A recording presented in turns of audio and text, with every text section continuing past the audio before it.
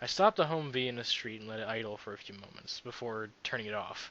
The entire city of Camelot looked barren, like every pony had just up and left.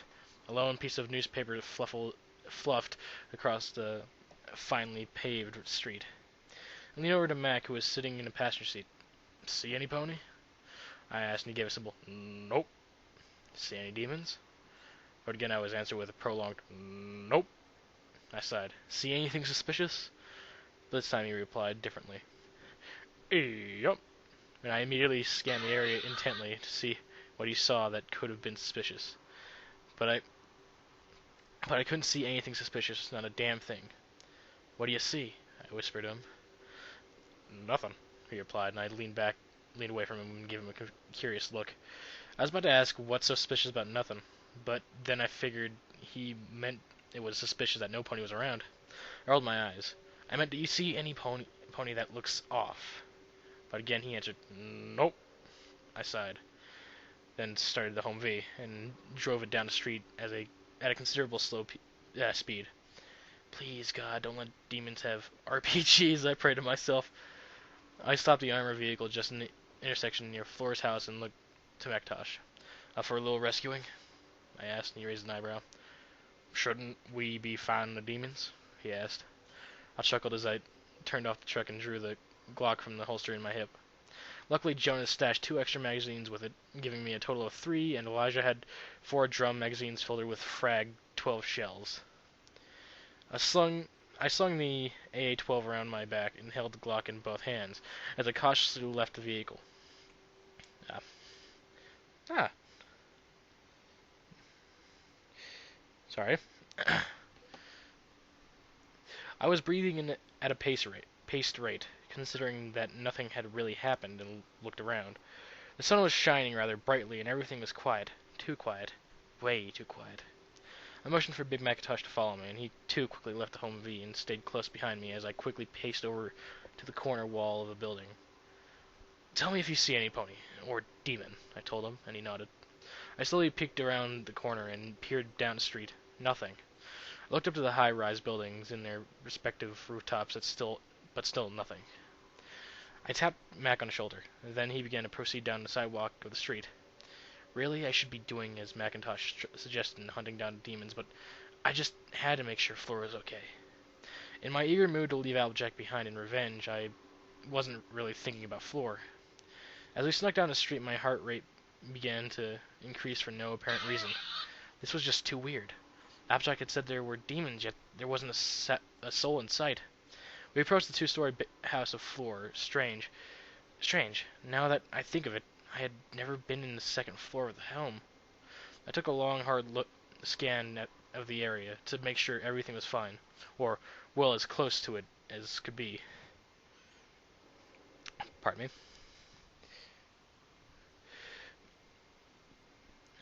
Ooh.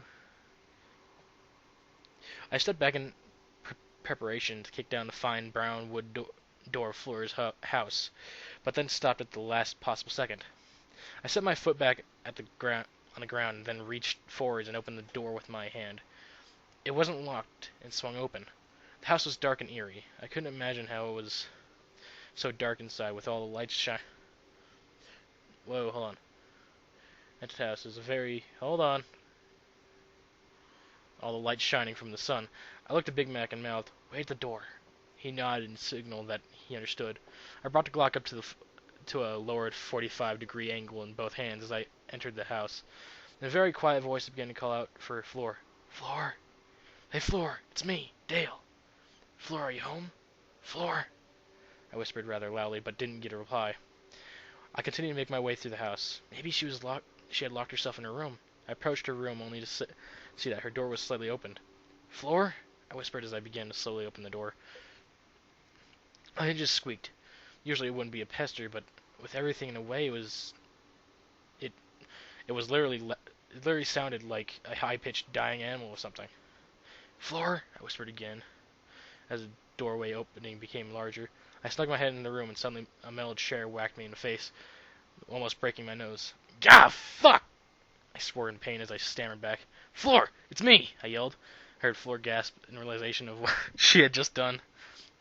"Oh my God! Oh my goddess! Jill, I'm so sorry. I didn't know it was you. She apologized, but how the hell didn't she know it was me? I'd called out for several times and even said it was me. I quickly disregarded the thought and rushed up to her. I embraced her in a tight hug and swinging her in a circle before placing her down and kissing her back. Wait, god damn it. Kissing her quickly. What the hell happened here? I asked, and she didn't answer, and simply buried her face into my shoulder. I couldn't imagine what the hell had happened. Abstract said there was a demon, but I didn't see a single damn one. Something was wrong. No ponies around.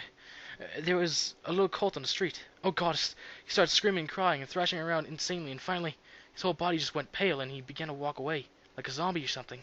She whispered quietly, so quietly in fact that I could barely hear her.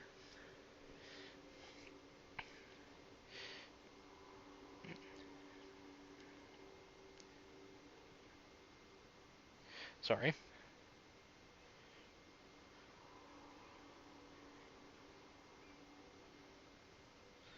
Okay. It's okay. I'm here. I'm gonna fix this.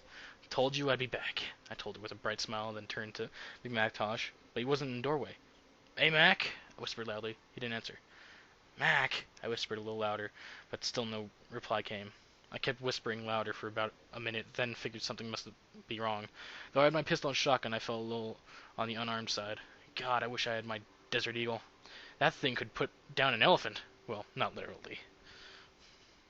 I looked back to Floor. Stay right behind me. Everything is gonna be fine, I told her, and slowly crept along the side of the wall until I was near the doorway. Mac, I hissed, but still no answer. I poked my head out of the doorway and looked down both ways of the street.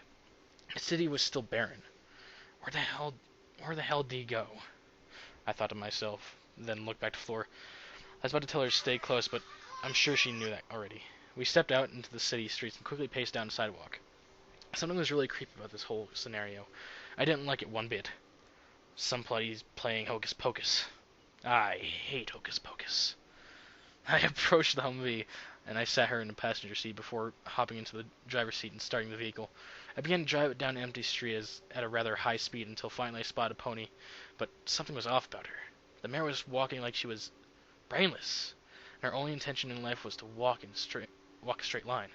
Suddenly she turned down another street. I slowly trailed her in the truck, making sure to stay far enough away so I wouldn't spook her. Eventually she led us to the royal castle, where ponies were being assembled by little black insect creatures that were about the size of ponies, but with holes in their bodies. Great demons, I thought to myself. I looked over to Flora. Whatever happens, don't get out, or open the window, I told her, and pulled the Humvee up to the assembly of ponies.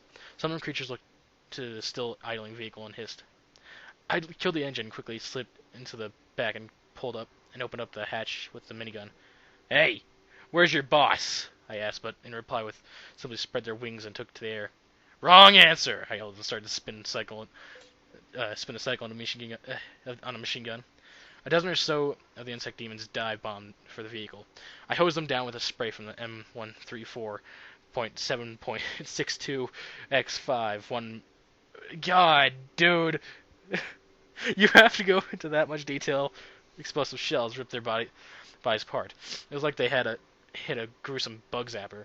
Their body parts fell to the ground, and more creatures hummed in the air then charged at me. I made quick work of any demon/bug that flew at us, but they seemed relentless. God, I hope I don't run out of ammo. The minigun continued out a constant spray of ammo that made an orange stream from the absolutely stunning fire rate. Brass casings littered the ground and inside of the vehicle. After almost 2 minutes of hosing down the creatures, they whisked up and buggered off. I let off the button of the minigun and the barrel whirred to a stop. They were orange from the extreme temperature, and I could see vapor steam coming from the barrels. I slid back down into the cabin, but left the hatch open. You should be safe in here. I don't think they'll be coming back, I told Flora, who nodded. I exited the vehicle and drew out the AA-12, then proceeded to the castle. No pony in the crowd would talk to me, let alone even look at me. This was getting weirder by the second. I reached the palace doors. They weren't usually locked. I stepped back and booted the door down. Inside the hallways were swarms of creatures. I smirked. Knock, knock.